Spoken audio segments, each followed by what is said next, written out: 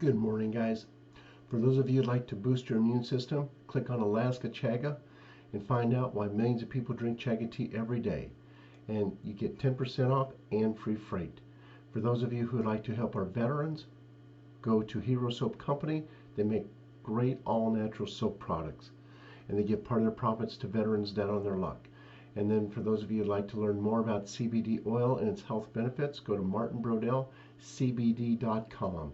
And this is the product that gives so much relief to arthritic knees. It's called Relief.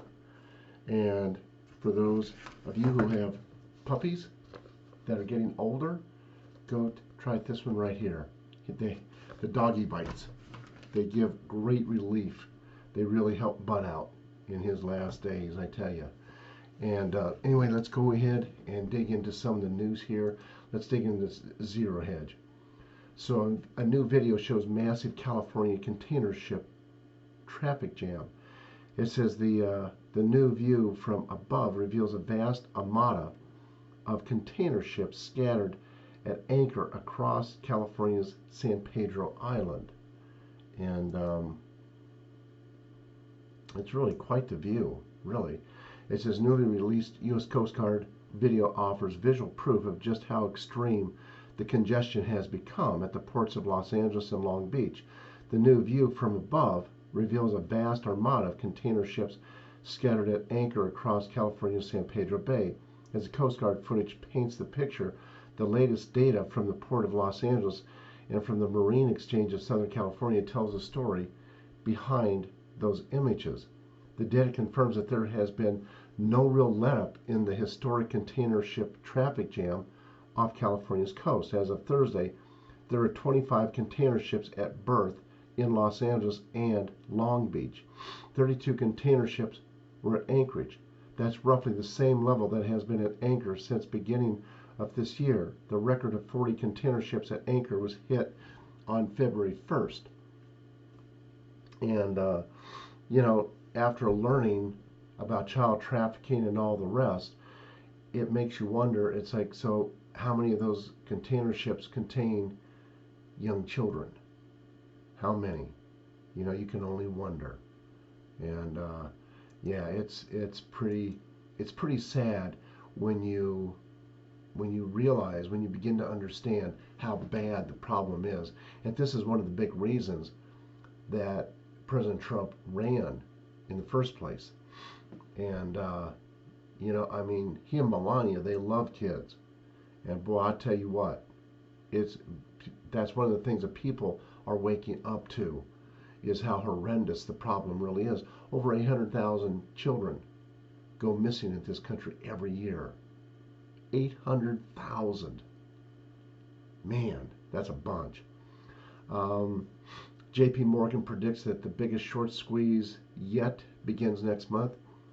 It says JP Morgan's model momentum factor will need to rebalance in March by closing 20% of its allocation to energy equity shorts and adding minus 2% to energy longs. It's or adding 2%. Anyway, the market is like our elections. It's been rigged forever. And it's one of the things that I believe President Trump is going to clean up when he comes back.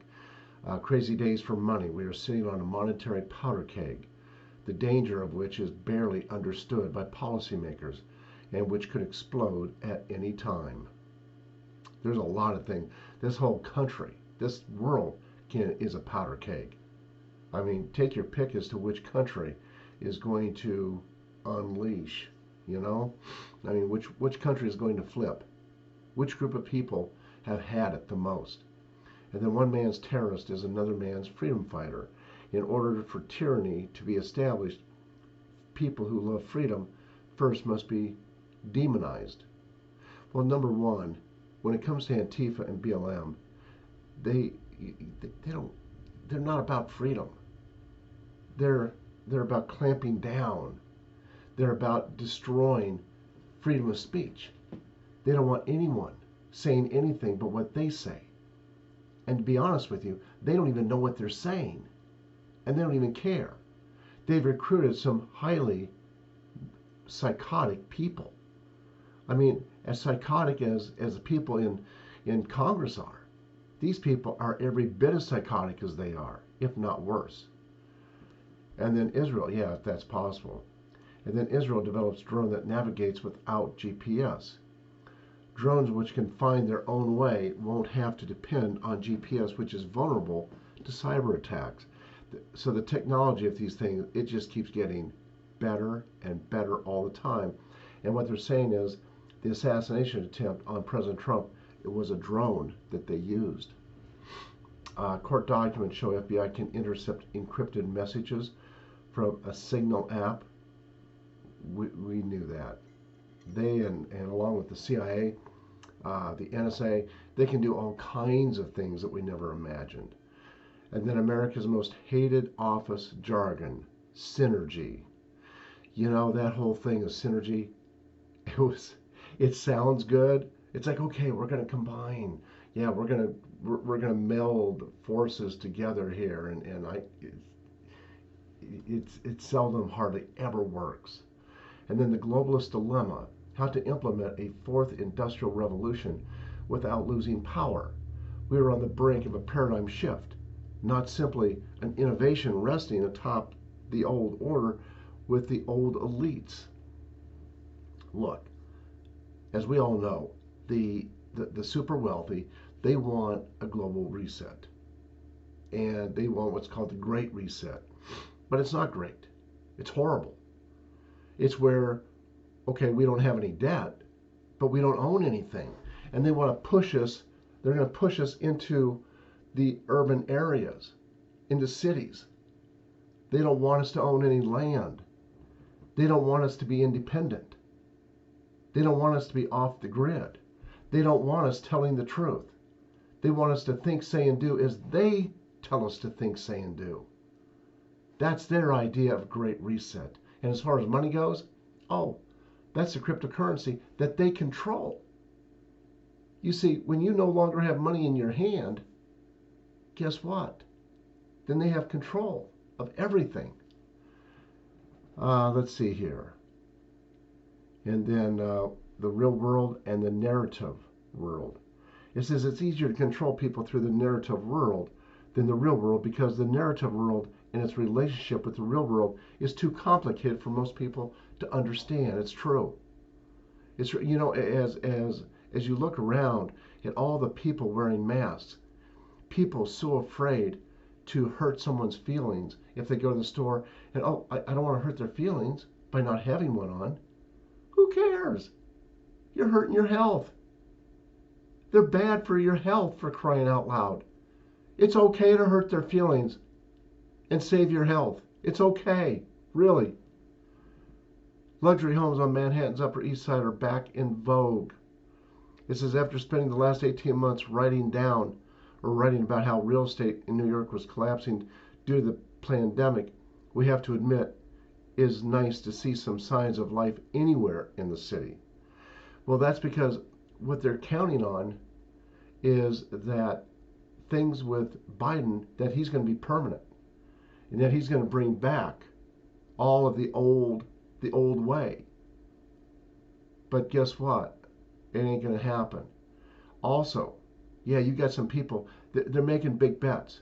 And keep in mind, too, that the prices of those luxury places have really come down a lot. Like some of them by more than half.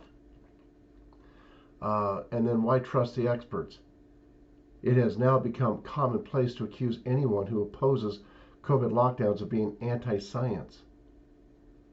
Well, you know something?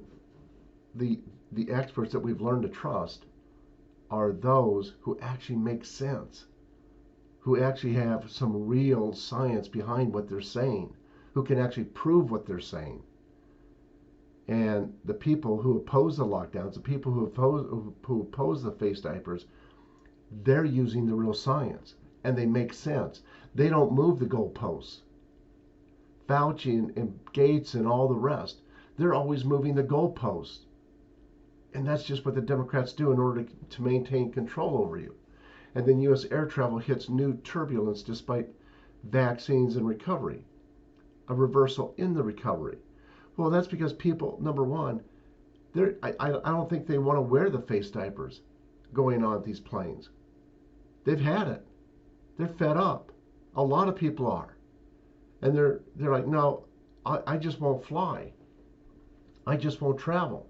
And so people are becoming very, very discouraged by it all. And they're fed up. And then desperate Americans who can't afford housing are becoming modern day nomads, but not by choice. It says the enormous growth of the modern day nomad is rooted in the fact that we are now mired in a global economic depression of unemployment, low wages, and personal financial catastrophes. People are just broke on their rear end. They've lost their homes, they've lost their businesses, they've lost their families, and in some cases, they've lost their lives. Literally. They committed suicide. They've had it. And the globalists are proud of that. That's what they're after. They want depopulation. I used to think that that was just a bogus story. It was all fake. No, it's not. And then I listened to David Rockefeller and one of the Rothschilds. I'm like, oh my word, they really mean it. They really do mean it. They really do want the world population down to between 300 and 500 million. And so yes, people have become nomadic in this country, going from city to city, trying to find some place where being homeless is better than another place.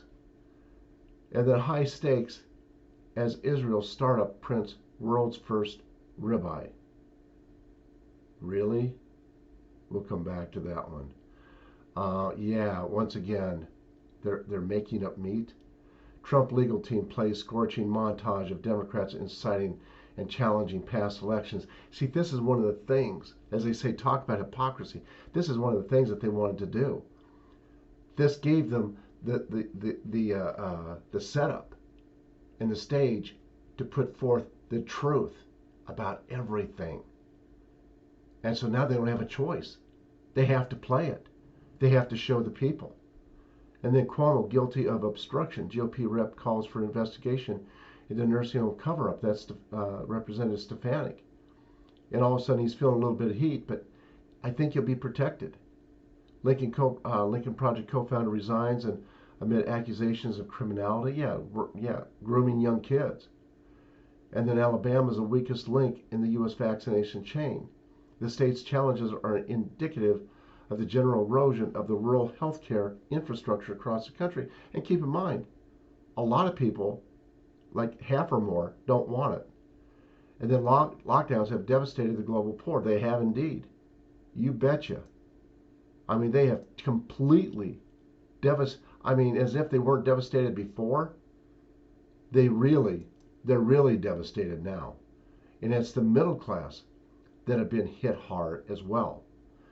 And then Israeli-based Aleph Farms Ltd. has created the world's first slaughter-free steak using three-dimensional bioprinting and real cells from a cow. Aleph teamed up with biomedical researchers at the Technion Israeli Institute of Technology to print lab-grown ribeyes intended for human consumption without slaughtering an animal. It incorporates muscle and fat similar to its slaughtered counterpart, the company said in a press release, adding that its steaks taste just like juicy ribeye you'd buy from the butcher. Aleph's technology is unique. It prints actual living cells that are then incubated to grow, differentiate, and interact in order to acquire the texture and qualities of a real steak. Wow. Amazing what they can do. That's all for now. God bless y'all. Have a good day. Bye-bye, guys.